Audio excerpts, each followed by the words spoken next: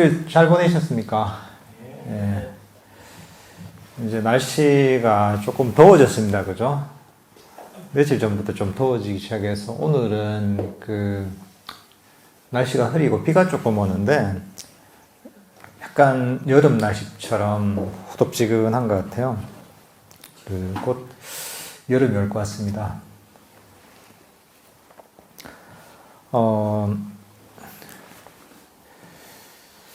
이제 오늘까지 저희가 이 유튜브 온라인 법회를 하고요. 다음 주 일요일부터는 저희가 법회를 정상적으로 진행할 예정입니다. 그러니까 다음 주 법회 때 법회 시간이 오후 1시입니다. 오후 1시에 시간이 되시면 선원에 나오셔가지고 이 법회에 참여를 하시면 될 것 같습니다.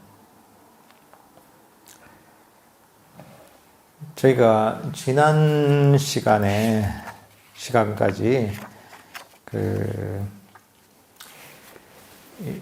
이 명상에 대해서 배우면서 이 불교 수행에 있어서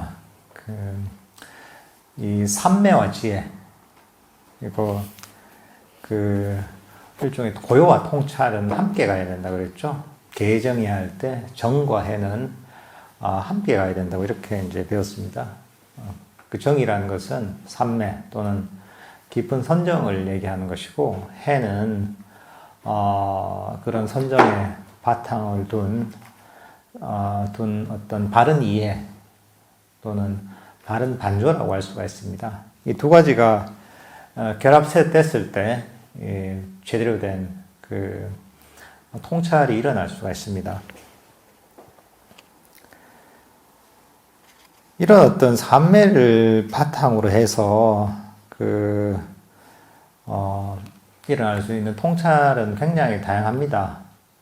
저희가 어떤 삶에 어떤 스트레스를 없애주는 그런 정도의 통찰이 생길 수도 있는 것이고, 때로는 내 삶을 괴롭히는 아주 깊은 고통을 뿌리 뽑는데 굉장히 도움을 줄 수 있는 통찰이 생길 수도 있습니다.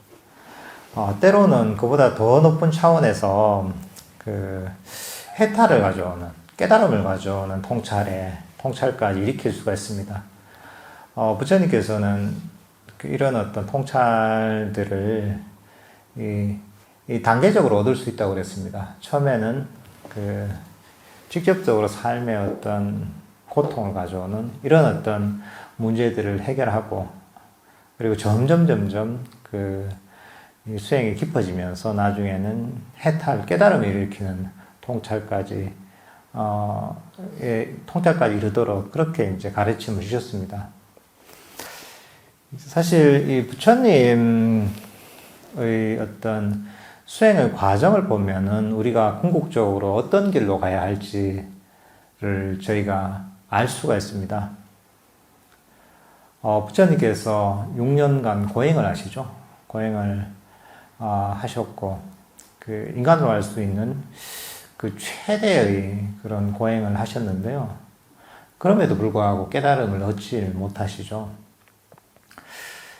그러다가 문득 어린 왕자 시절에 경험했던 그런 아주 행복한 초선정의 경험을 떠올렸고, 그 경험을 한번 연구를 해보니까 바로 내가 어린 시절에 경험했던 이 초선정을 경험했던 바로 이제 그런 수행의 모두가 바로 깨달음으로 이끄는 길이다, 이렇게 깨달으시고 나서 어린 시절에 그 수행의 경험을 찾아갑니다. 그게 어떻게 보면 이제 자기도 모르겠던 중도의 길 또는 팔중도의 길이었는데, 어쨌든 간에 이 고행을 버리고서 어린 시절에 경험했던 초선정을 경험했던 그런 수행의 모드로 찾아가기 위해서 고행을 버리고 몸을 회복해서 수행을 시작하십니다. 그렇게 해서 중도의 길을, 길을 버리고서 중도의 길을 찾아가시면서 처음에 도달했던 경지가 초선정이라고 합니다. 5가지 감각 영역에서 완전히 벗어나서 5가지 장에서 완전히 벗어난 아주 행복한, 즉 행복한 그런 어떤 초선정을 이루셨고, 그 다음에 어떤 수행이 산매가 더 깊어져서 2선정을 이루었고, 그 다음에 또 산매가 더 깊어져서 3선정을 이루었고, 그리고 산매가 더 깊어져서 4선정까지 이루시게 됩니다. 그리고 난 다음에 이 4선정에서 나와서 이 4선정 상태에 나오게 되면은 마음이 굉장히 고요하고 평안하고 행복하고 청정하고 아주 다루고 싶고 그런 상태가 됩니다. 이때는 어떻게 보면은 탐진치가 일시적으로 완전히 가라앉은 상태가 되는 거죠. 5가지 장애가 일시적으로 완전히 가라앉은 이런 상태가 됩니다. 앞에서는 뭐 그게 근접산매 상태라고 그랬죠. 이런 어떤 마음을 가지고 처음에 개발했던 게 뭐냐면 숙명통을 개발합니다. 신통이죠, 이거는. 숙명통이라는 것은 자기 자신의 어떤 전생, 전정생, 부처님 같은 경우에는 수없는 어떤 생의 어떤 전생을 기억해내서 정확하게 내가 당시에 어떤 인물이었는지, 어떤 이름을 가졌는지, 어떤 종족의 사람이었는지, 네, 모양새는 어땠는지, 이런 것들을 정확하게 기억해내는 그런 숙명통이라는 신통을 개발합니다. 그 다음에 이렇게 삼매, 선정을 통해서 아주 강력해지고 아주 평화로워지고 청정해진 이런 마음의 상태를 가지고 그 다음 어떤 것을 개발했냐 하면 천안통을 개발합니다. 천안통이란 게 뭐냐 하면 중생들이 이 업에 따라서 선처에 태어나기도 하고 악처에 태어나기도 하는 그런 중생들이 업에 따라서 윤회하는 그런 어떤 것들을 직접적으로 볼 수 있는 그런 능력이 바로 천안통입니다. 이것도 이제 신통이죠, 이제. 그 다음에 이 개발한 게 뭐냐 하면 이렇게 이제 아주 5가지 감각 영역이 5가지 장애가 완전히 가라앉은 상태에서 마음이 아주 고요하고 청정한 이런 어떤 청정하고 강력한 이런 마음 상태를 가지고 번뇌의 소멸로 마음을 돌립니다. 그러면서 이제 이 모든 번뇌, 감각적 욕망에 대한 번뇌랄까, 존재에 대한 번뇌, 운명에 대한 번뇌들을 모두 소멸시키게 됩니다. 그러면서 모든 번뇌를 소멸시키고 나서 완전한 깨달음에 이릅니다. 완전한 깨달음에 이르면서 부처님이 이렇게 얘기합니다. 태어남은 다했다. 청정 범행은 성취되었다. 할 일을 다해 마쳤다. 다시는 어떤 존재로도 돌아오지 않을 것이다. 그러니까 이제 다시는 윤회하지 않을 것이다. 이렇게 이 선언을 하면서 완전한 깨달음에 이르시게 됩니다. 이러면서 윤회에서 완전히 벗어난 탐진치를 완전히 소멸시킨 깨달은 아라한인 그런 부처님이 탄생하게 됩니다. 부처님께의 수행 과정에서 보면은 부처님께서 깨달을 때 3가지 신통을 개발하죠. 보통 이제 삼명이라고 하는데, 숙명통, 천안통, 누진통. 궁극적으로는, 이 누진통이 핵심이죠. 왜냐하면 수행의 목적은 모든 번뇌를 소멸시키는 것이 목적이기 때문에 이런 번뇌를 완전히 소멸시키는 누진통이 궁극적인 목적이지만은 그래도 의미 있는 것은 2가지, 숙명통과 천안통에 대해서도 천안통도 부처님께서 깨닫는 과정에서 그런 어떤 신통을 성취를 하셨던 거죠.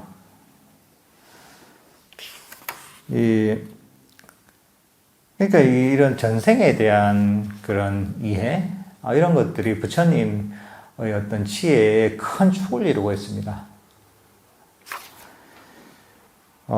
근데 사실 요즘 불교계에서는 이런 전생을, 윤회를 부정하는 그런 경우가 많습니다. 전생이라는 게 어딨냐, 윤회라는 게 어딨냐, 이거는 인도 그 문화의 한 부분이, 근데 고대 문화의 한 부분이 불교에 들어온 것이다, 불교적인 것이 아니다, 이렇게 주장하는 경우도 있습니다. 그래서 이제 그런 식의 어떤 주장을 펴는 분들이 제법 있습니다. 이제 아주 영향력인 분들도.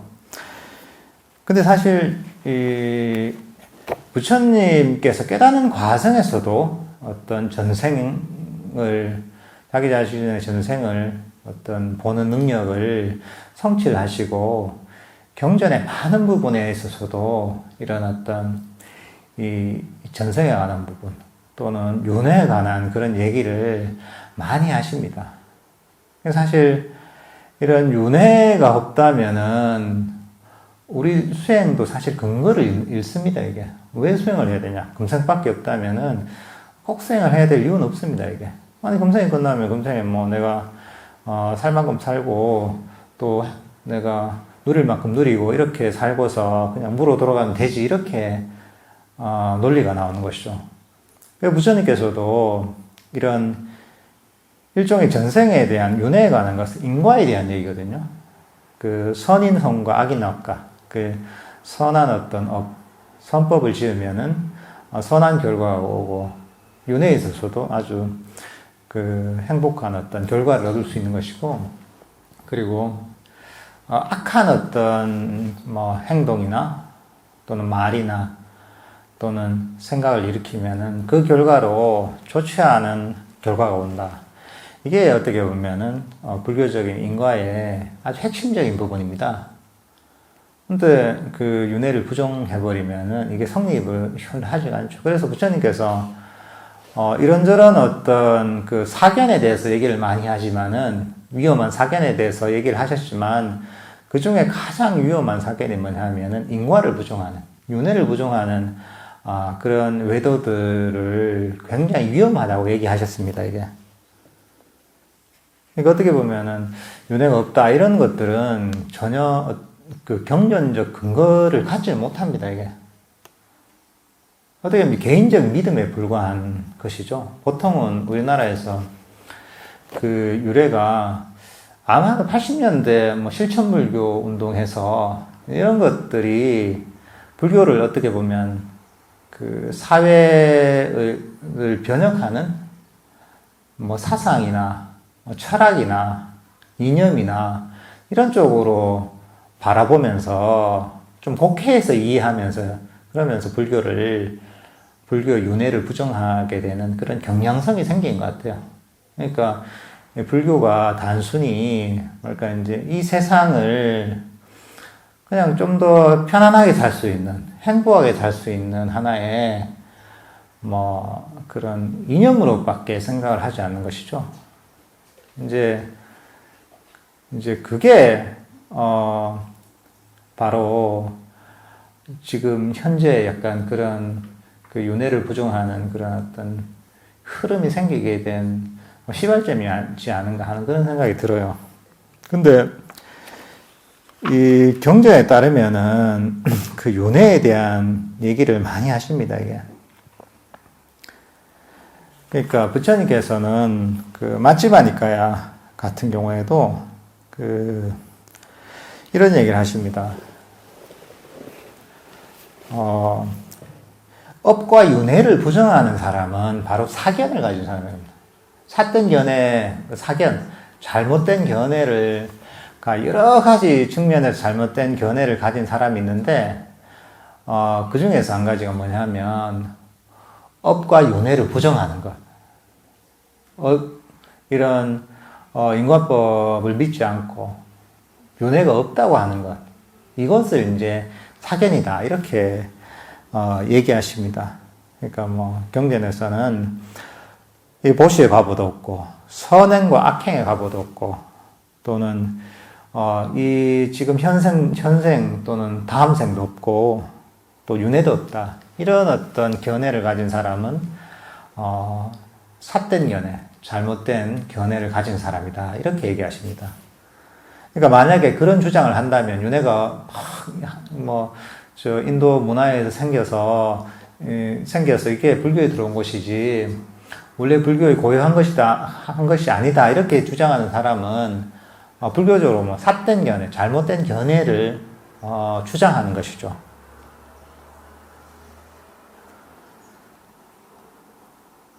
그리고 이제 마침하니까 여기도 나와 있지만은 한 60번째 경전인 부정할 수 없는 경에도 보면 이렇게 얘기합니다. 실제로 다른 세계가 어떤 윤회의 세계가 있기 때문에 다시 태어남이 없다고 주장하는 것은 잘못된 견해를 가진 것이다. 이렇게 얘기하십니다. 그러니까 경전에서 이런 내용들이 무수하게 나옵니다. 이게. 그래서 저는 이제 그렇게 주장하는 분들, 윤회가 없다고 주장하는 분들은 도대체 무엇을 근거로 이렇게 주장하는지 이해가 안 되더라고요.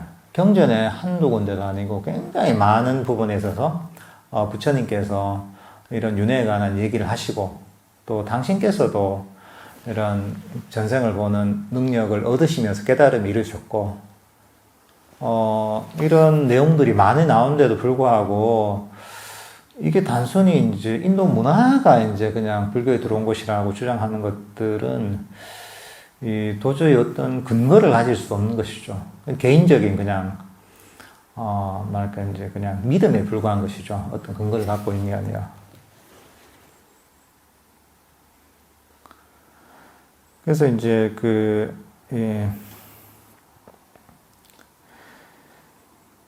그래서 경전에서는 이런 얘기를 합니다.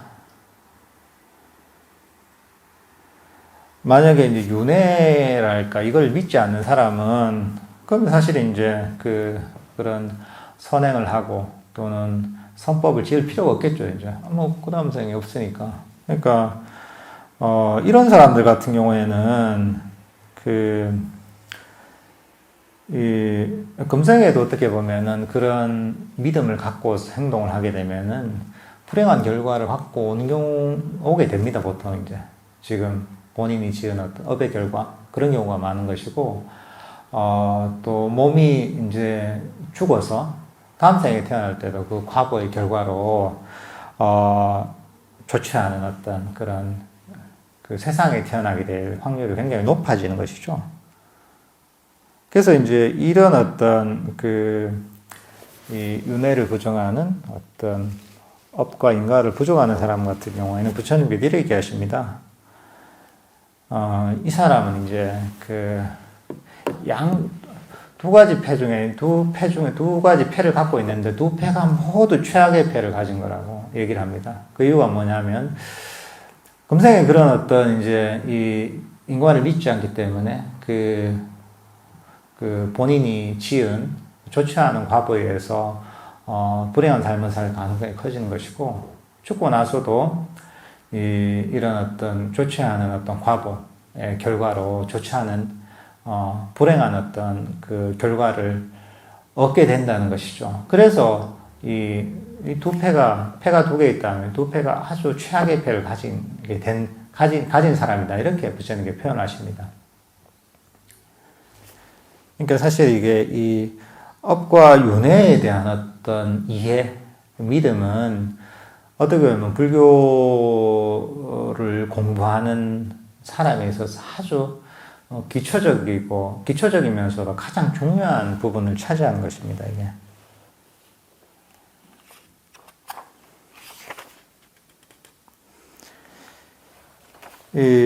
근데 사실 여기 놓아버리기, 여기 보면은 아잔 브라함스님께서 아주 깊은 산매에 들었다가 그런 본인이 아주 어린 시절에 아기 때 어떤 그 기억을 떠올렸던 이런 그 내용이 나오는데 이런 어떤 그 산매를 개발한 상태에서 산매를 개발하게 되면은 그런 산매에 들어갔다 나온 상태에서는 그런 5가지 장애들이 일시적으로 가라앉게 됩니다. 그게 뭐 근접산매라고 하잖아요. 일시적으로 가라앉게 되는데, 이런 상태에서는 그런 5가지 장애, 탐진치가 일시적으로 가라앉은 상태이기 때문에 마음이 아주 강력하고 아주 청정하고 아주 깨끗한 상태가 됩니다. 이럴 때는 마음이 그 말을 굉장히 잘 듣습니다. 이게 잘 듣게 되고, 그럴 때 그 전생을 알고자 하는 그런 암시를 하게 되면은 그런 쪽으로 마음이 기울어서 그런 식의 어떤 지혜가 생길 수가 있습니다. 근데 중요한 것은 뭐냐 하면, 이런 걸 너무 오해하면 안 된다는 것이죠. 여기 전제는 뭐냐면, 이 선정 정도의 아주 깊은 산매에 들어왔다 나와야 된다는 것이죠. 그래야지 5가지 장애가 완전히 가라앉게 되고 그런 번뇌가 없는 상태가 되는 것이죠. 이런 상태에서 뭔가 개발된 어떤 마음 또는 전생에 대한 이해랄까, 이런 것들이라면 정확할 수가 있지만은 그렇지 않은 경우에는 굉장히 오류가 많습니다. 왜냐하면 이게 전생을 봤다는 사람이 너무 많거든요, 이게. 근데 한번 생각을 해보십시오. 여러분들 평소에 머릿속에서 일어나는 생각들이 많잖아요. 잡념들이 많잖아요. 온갖 것들이 일어나잖아요. 잠시도 머물러 있지 않잖아요. 근데 이런 상태가 하루 종일 지속이 되잖아요. 근데 내가 막 전생을 다 기억한다고 해서 그런 잡념이 안 일어납니까? 그대로 일어난단 말이죠. 그러니까 이런 어떤 내가 좀 믿을 수 있는 그런, 이게 내 전생에 대한 통찰이라고 하려면은 5가지 장애가, 탐진치가 완전히 일시적으로 가라앉은 상태가 된 다음에, 그 다음에 개발되는 어떤 이런 통찰이, 제대로 된 통찰이 될 수 있다는 것이죠. 근데 보통 그렇지 않은 경우가 너무 많거든요, 이게. 그러니까 때로는 그럴듯하기도 하고 때로는 뭐 얼토당토하지 않은 것도 있고, 그러면 사람들 때로는 혹세무민이 나는 경우도 있습니다. 그런 것들이. 또는 스스로 착각하는 경우도 너무 많고, 마음속에 일어나는 것들이 우리 번뇌에서 너무나 왜곡이 많이 됩니다. 탐진치가 남아있는 상태에서는 끊임없이 우리 마음은 왜곡이 됩니다. 이게. 그러니까 전생에 대한 기억이라 하지만 그게 내가 갖고 있던 어떤 상상이랄까, 또는 기대랄까, 뭐 이런 거에 의해서, 또는 뭐 내가 보고 들은 어떤 주입된 어떤 지식이랄까, 이런 데에 대해서, 이런 거에 의해서 오염되는 경우가 많습니다. 특히 이제 수행을 할 때 또 이런 경우가 많거든요. 때로는 수행을 하면서 이게 뭐 전생을 보는 단계다 해서 막 가르치거나 하는 경우도 있어요, 이게. 근데 그런 경우에도 그 기본은 뭐냐면, 이런 앞에서 얘기했던 어떤 선정 정도의 깊은 산매에 들었다 나와서 5가지 장애가 완전히 가라앉은 이런 상태에서 개발되는 어떤 것이라야 의미가 있다는 것이죠. 근데 평소에 내 마음에는 탐진치 이게 일상에서 막 일어나는데, 그 다음 전생을 탁 본다고 해서 막 뭐가 이미지가 탁 나타나면은, 야, 내가 전생에 내가 이집트의 왕자였구나. 내가 어느 왕국의 공주였구나. 내가 어느 중국의 귀족이었구나.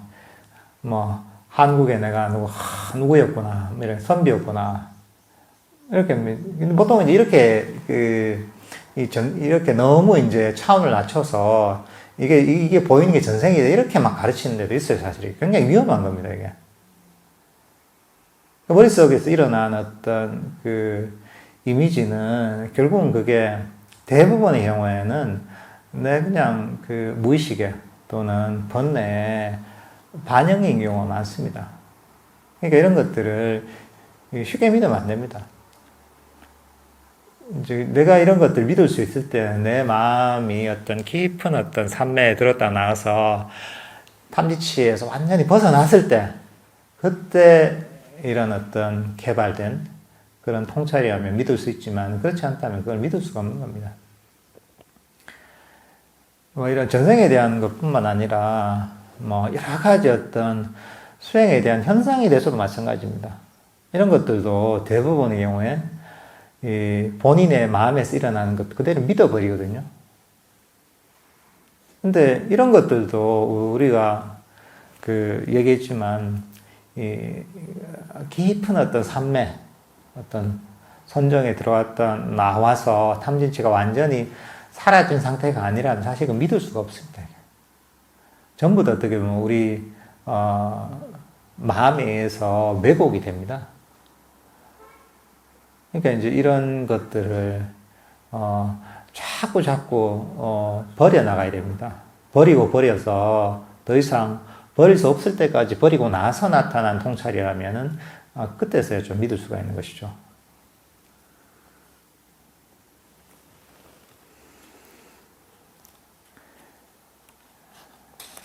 그러니까 이제 수행하는 사람들이 그런데 속기가 쉬운 거죠.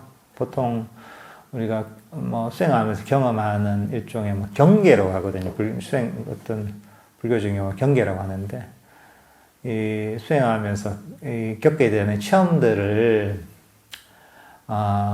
그냥 대부분의 경우에는 저런 이 하늘에 떠다니는 구름처럼 그냥 일어났다 사라지는 것, 그냥 지나가는 것이라고 생각하고서 그냥 일어났다 사라지는 것이구나 하고서 그렇게 객관적으로 관찰하는 것이 좋은 것이지, 그것을 움켜쥐어 버리면 그때부터 문제가 생깁니다, 이게.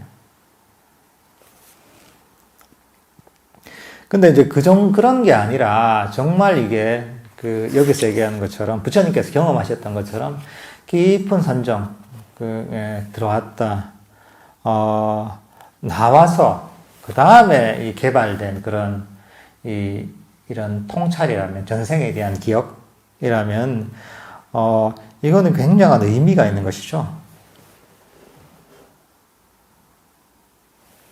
이제 이 직접적인 경험을 통해서 보는 것이잖아요, 이게. 이게 우리가 평소에 뭐 부처님의 어떤 가르침을 듣고서 이게 사람 삶이라는 게 일회성이 아니라 업에 의해서 끊임없이 우리가 다시 태어나는구나. 그리고 그 과정에서 얼마나 많은 고통을 받았는가. 그래서 이 태어남이라는 거 부처님께서 고통이라고 하시잖아요. 그걸 어떻게 보면 이런 전생에 대한 이해를 통해서 제대로 알 수가 있는 것이죠. 그러면서 이제 그런 어떤 고통의 어떤 끊임없는 순환에서 더 이상 이제 미련을 갖지 않고 거기에 대해서 염무하면서 거기에서 벗어날 수가 있게 되는 것이죠. 이게 어떻게 보면 깨달음에 이르는 깊은 통찰을 일으키는 그런 토대가 될 수 있는 것이죠.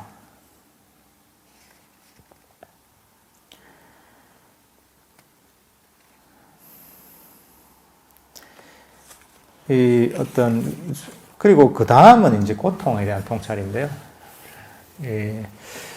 이 사성제, 부처님의 핵심 가르침은 사성제입니다. 이 사성제는 뭐 네 가지 고진면도죠. 고통에 관한 진리, 고통의 원인에 관한 진리, 고통의 소멸에 관한 진리, 고통의 소멸에 이르는 길에 관한 진리입니다. 전부 고통과 관련된 것입니다. 괴로움과 관련된 것입니다. 첫 번째가 이제 괴로움에 관한 진리인데요. 사실 우리는 괴로움을 제대로 이해를 못합니다. 그걸 이해하지 못하기 때문에 부처님께서 이런 괴로움에 관한 진리를 가르치신 겁니다. 어떻게 보면 우리가 이 중생으로서 끊임없이 윤회하는 이유는 뭐냐 하면, 이렇게 윤회하는 어떤 삶 자체가 행복하다고 생각하기 때문에, 즐기기 때문에, 그러니까 거기에 집착해서 끊임없이 윤회를 하는 겁니다, 이게.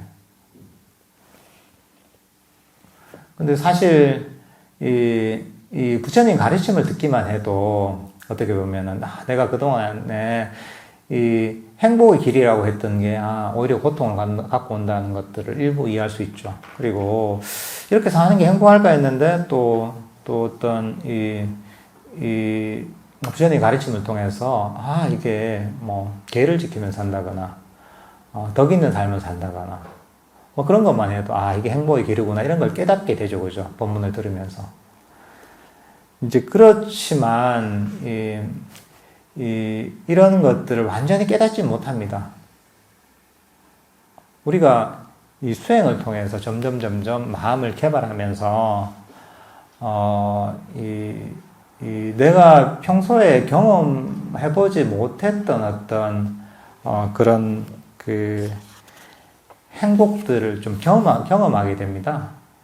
다 차원은 다르겠지만 어떤, 마음을 고요하게 만들고, 평화롭게 만들고, 집착을 놓아버리면서, 내가 기존의 어떤 감각적 욕망을 충족시키기 위해서 좋은 걸 먹고, 좋은 옷을 입고, 또는 아주 멋진 집에 살고, 이런 어떤 감각적 욕망을 충족시키기 위해서 생기는 어떤 기쁨 말고, 그런 행복 말고, 거기서 벗어난 행복을 조금씩 느끼게 됩니다.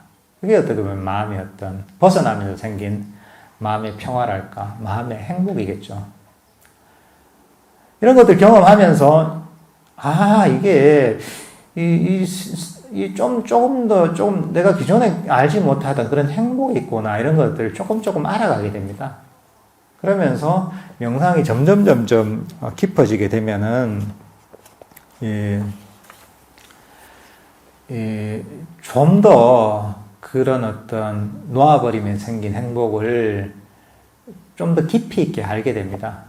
그리고 그 놓아버리면 생긴 행복과 비교해서 세속에서 경험한 행복이 이게 내가 이 수행을 통한 놓아버리면 생긴 행복보다 훨씬 더 열등한 것이구나, 오히려 괴로운 것이구나, 이런 것들을 비교해서 직접적인 경험을 통해서 알게 됩니다. 이게. 그러면서 어떻게 보면 세상에 대한 집착을 점점 놓아버릴 수가 있습니다. 이게 명상의 처음 단계에서도 우리가 경험할 수 있는 것이죠. 근데 명상이 깊어지면서 이런 어떤 그 인식이 점점 확 깊어지고 확실해집니다, 이게.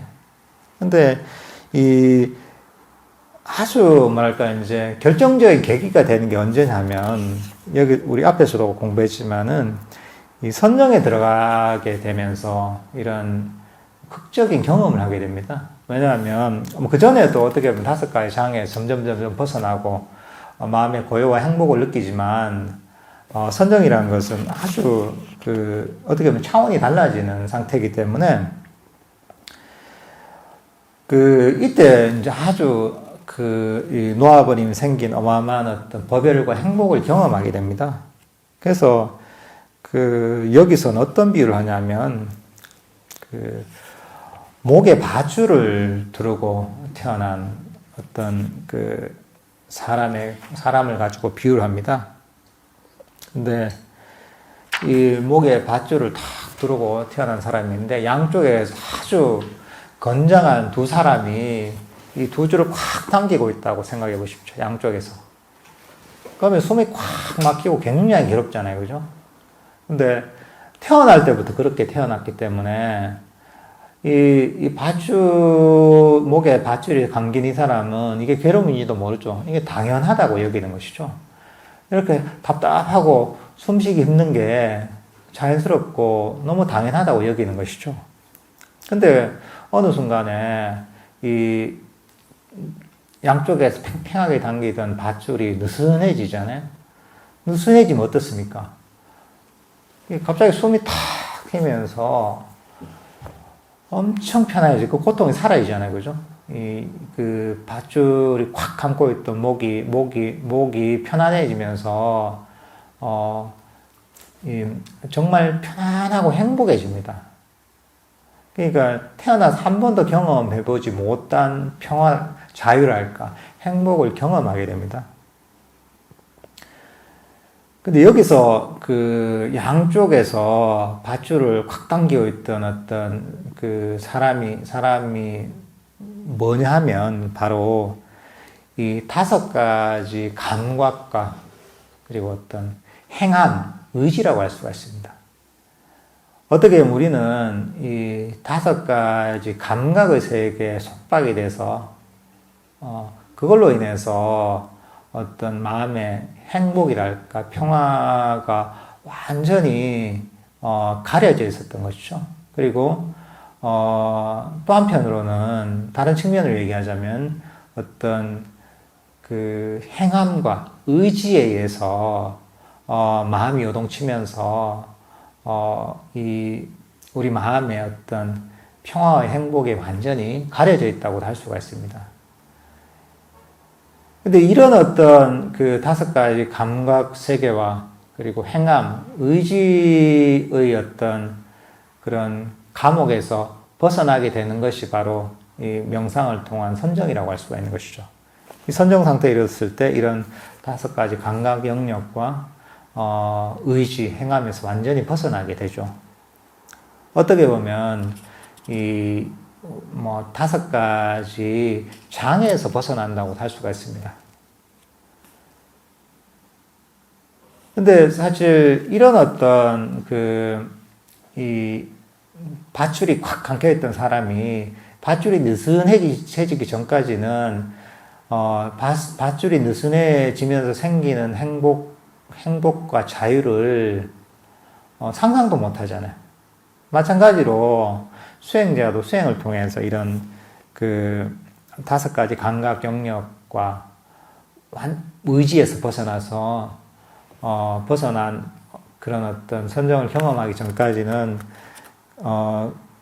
이런 어떤 5가지 감각과 또는 의지가 또는 5가지 장애가 이게 나를 그렇게 고통스럽게 만들었다는 것을 이해를 못하는 것이죠. 거기에서 벗어난 어떤 평화와 자유와 행복을 경험할 때야 이제 그런 어떤 나의 속박이 무엇이었는지, 나를 고통스럽게 만든 게 무엇이었는지 이해하게 된다는 것이죠.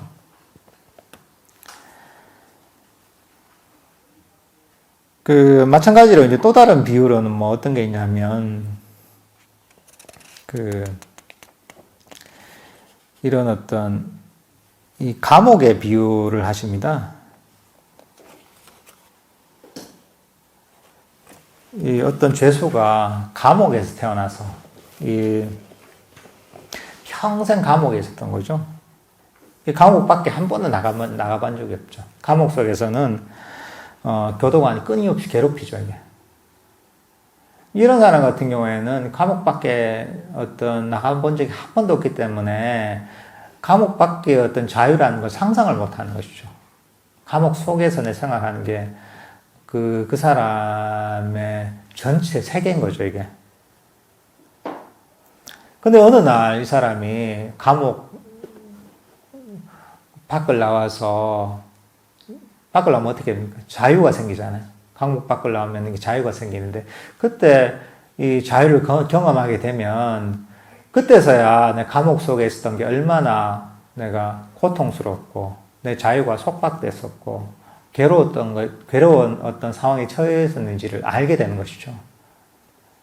근데 감옥에 있을 때는 그걸 전혀 알 수가 없는 것이죠.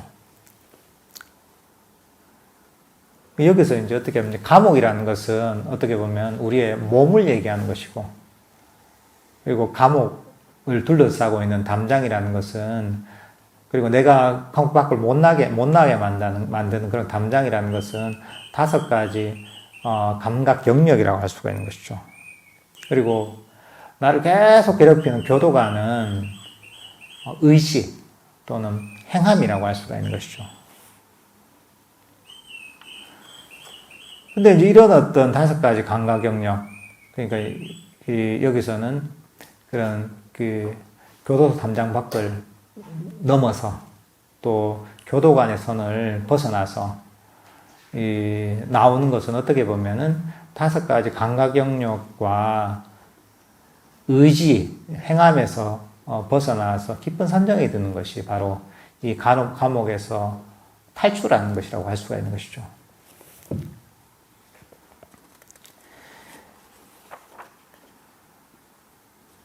그러니까 이게 우리가 명상을 통해서 단계적으로 어떻게 보면 처음에는 내가 너무 그 감각적 욕망에 빠져 있고 또는 끊임없는 어떤 그 행함에 의해서 내 마음이 피곤해 있다는 것을 명상을 통해서 알게 됩니다. 그러면서 점점 마음이 고요하고 평안해지면서 이런 이 감각적 욕망과 또 의지에서 단계적으로 조금씩 벗어나게 됩니다. 그러다가 수행이 점점 깊어져서 깊은 어떤 선정에 들게 되면서 그때서야 그동안 내가 경험하고 있던 5가지 감각 영역의 세계와 또는 이런저런 경험들, 의지가 바로 나를 괴롭히는 그런 어떤 원인이었음을 깨닫게 되는 것이죠. 그때서야 어떻게 보면 행복이 무엇인지 알게 되고 고통이 무엇인지 알게 되는 것이죠. 평소에는 그렇지 않아요. 평소에는 고통이라 하면 나를 스트레스 주는 거 이런 것만 고통이라 생각하잖아요. 내가 몸이 아프면 몸이 아픈 거 이것만 고통이라 생각하잖아요. 근데 그런 것도 고통이죠. 물론 이제 처음에는 거기서부터 벗어나야 되죠. 그렇지만은 점점 명상을 하다 보면은 이런 어떤 5가지 감각 영역 자체가, 오감 자체가 또는 내 의지조차도 바로 고통이었다는 것을 알게 되는 것이죠. 그렇게 되면 어떻게 보면 부처님께서 얘기하셨던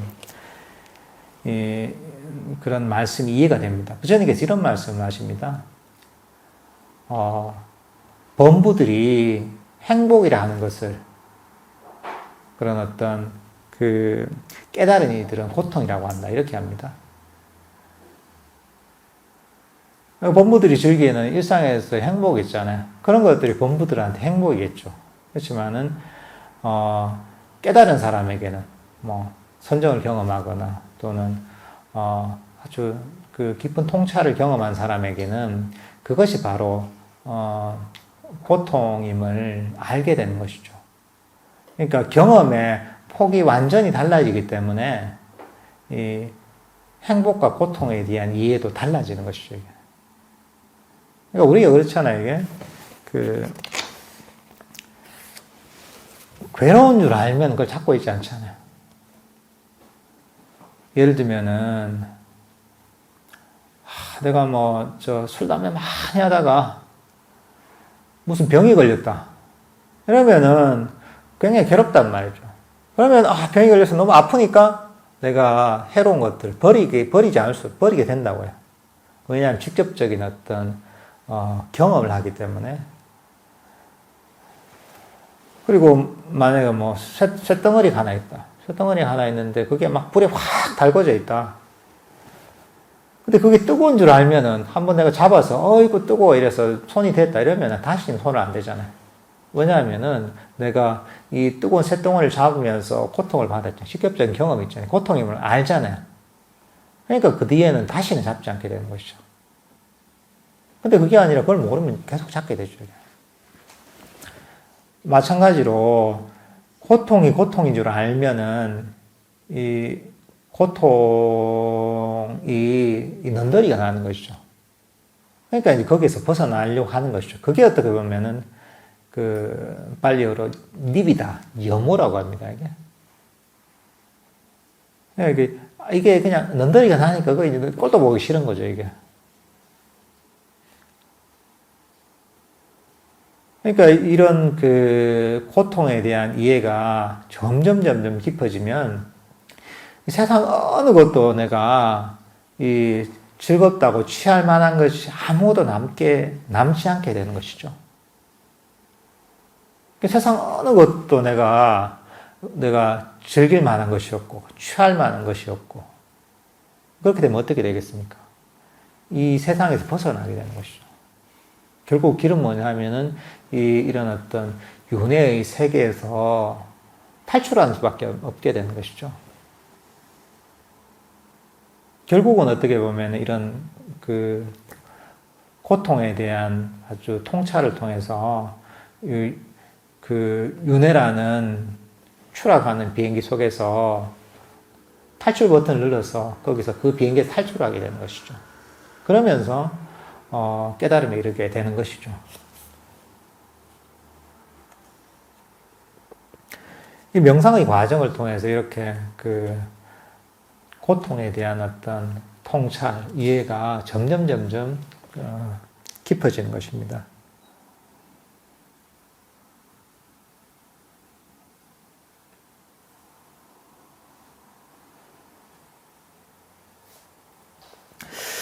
마지막 제가 하나 질문에만 답변을 하고 끝내도록 하겠습니다.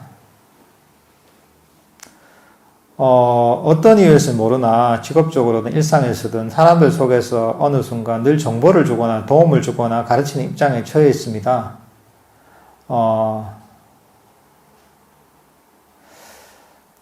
처음에는 그런 일이 보람도 있는데 시간이 지날수록 그 관계에서 오는 피로감이 무거워지고 상대방이 과하게 의존한다 싶으면 거리를 두게 됩니다.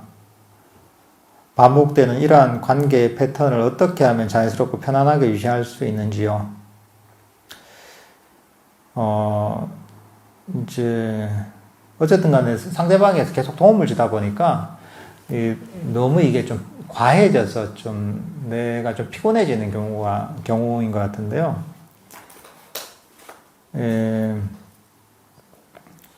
이런 경우, 그래도 이게 어떻게 보면은 본인이 어떤 시간이랄까 상황을 좀 제한을 해야 될 것 같아요.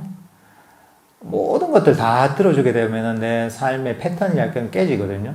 그러니까 내가 뭐 수행을 하는 명상을 한달까, 내 삶을 살아간달까, 이런 기본적으로 내 패턴을 유지하고, 그리고 내가 할 수 있는 범위가 있잖아요. 부담이 되지 않는 범위 내에서 이런 그 도움을 주도록 해야 될 것 같아요. 근데 사람에 따라 이제 뭐 거절을 못 한다거나 막 이러다 보면은 너무 무리가 되는데도 불구하고 그걸 다 감당하려다 보니까 그 자체가 스트레스가 되는 경우가 있거든요. 남을 도와주면서 거기서 좀 즐거움을 느끼게 되는데 그게 오히려 이제 괴로움의 원인이 되기 때문에 내가 감당할 수 있는 만큼 사람은 모든 걸 다 할 수는 없습니다. 포기할 건 좀 포기해야 됩니다. 이게.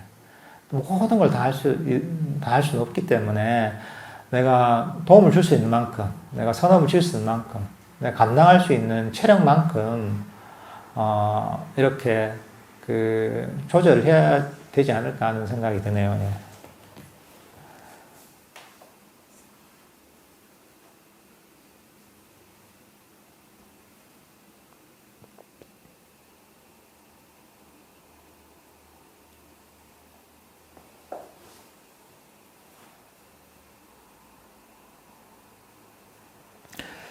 그리고 명상을 할 때 뭐 장애들이 잡념이나 장애들이 수시로 떠오르는데 그만큼 뭐 자애랄까, 친절, 지혜 등을 일으켜야 되는가. 근데 이게 명상을 할 때 너무 복잡하게 하면 안 됩니다. 이제 심플하게 해야 됩니다. 이게 명상은 할 때 복잡하게 계속 계산하고 생각하면 그 자체가 마음을 피곤하게 만듭니다. 그러니까 우리가 뭐 자해를 일으킨다 하면은 그냥 좀 크게 심플하게 내 마음을 일으켜야 되는 것이 생각 하나 일어날 때마다 자해를 일으키고 잡념 하나 일어날 때마다 친절한 의도를 일으키고 그렇게 하면은 오히려 마음이 피곤해집니다. 이게. 그러니까 대부분의 경우에는 내버려두면 됩니다. 뭐 아잔자 선생님도 그런 비유를 하시는데 나무를 심는 거하고 비슷합니다. 나무를 심어 놓잖아요. 처음에 뭐 웅덩이를 파고 삽으로 이 땅을 파고 거기다 나무를 심잖아요. 그리고 물을 주잖아요. 좀 밟아주죠. 그리고 나서 좀 기다리잖아요. 기다려서 그 다음 풀이 나면은 풀을 좀 뽑아주죠. 그죠? 좀 기다렸다가 또 벌레가 막 오면 약을 좀 쳐주잖아요. 그리고 또 한 번 지나면 거름을 한 번 주잖아요. 근데 끊임없이 나무에 신경을 쓰진 않잖아요. 나무는 기본적으로 저절로 자라잖아요. 여러 가지 조건만 주면은. 마찬가지로 우리 마음도 그렇게 그 나무를 심어서 기르듯이 그렇게 필요한 때만 적절하게 내가, 필요한 일을 해야지 끊임없이 계속 그 나무를 관리하다 보면 오히려 그 나무를 죽이게 됩니다. 나무를 심었는데 이게 왜 안 자랐냐고 그걸 가지고 나무를 잡고서 계속 느린다거나 이거는 막 빨리 자라도록. 이제 그러다 보면 나무가 죽잖아요, 이게. 그러니까 너무 안달하지 말고 그 농사를 짓는다는 마음으로, 나무를 키운다는 마음으로 그렇게 적절한 때 적절한 어떤 그 지혜를 발휘하는 게 좋을 것 같습니다, 이게. 그러면은 오늘 본문은 이 정도로 하면 되겠죠, 예. 예. 그럼 오늘 본문 이 정도로 하도록 하겠습니다. 예, 다들 고생하셨고요. 다음 주에는 이 법당에서 뵙도록 하겠습니다. 예, 다들 수고하셨습니다. 성불하십시오. 예.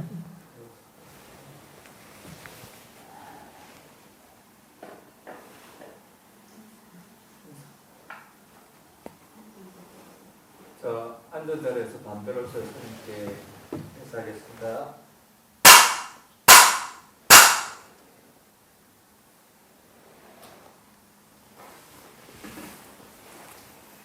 이 중간에 많이 끊어졌죠? 네. 와이파이가 뭐 왔다 갔다 한 것 같아요. 이게?